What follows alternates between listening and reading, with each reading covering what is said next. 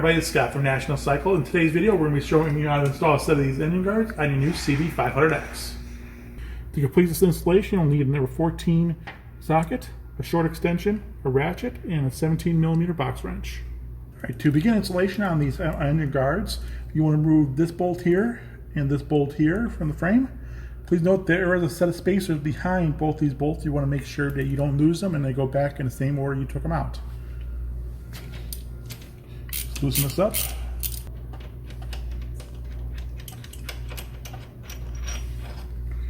Take out the spacers.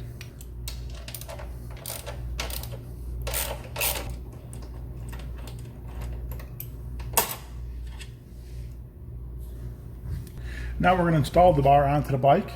We'll use the same bolt they used originally and the proper spacer that goes in the hole. So slide this into place. Slide the spacer in.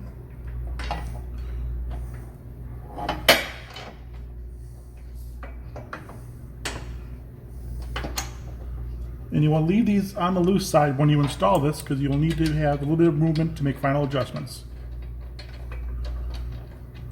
And then the lower one.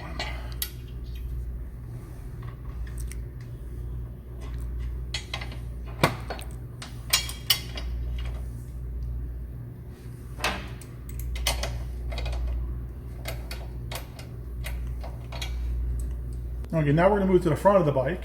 We already have the other side guard already pre-installed. Have both sides loose so you can make a final adjustment here. What you want to do is line these two mounting tabs up and then install the bolt and nut that came with the kit.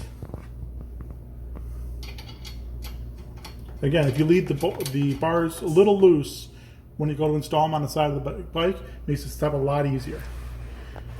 Then tighten up with your 17mm box wrench and your 14mm socket. Tighten until it just becomes firm, and then make your final adjustments and tighten the rest of the bolts.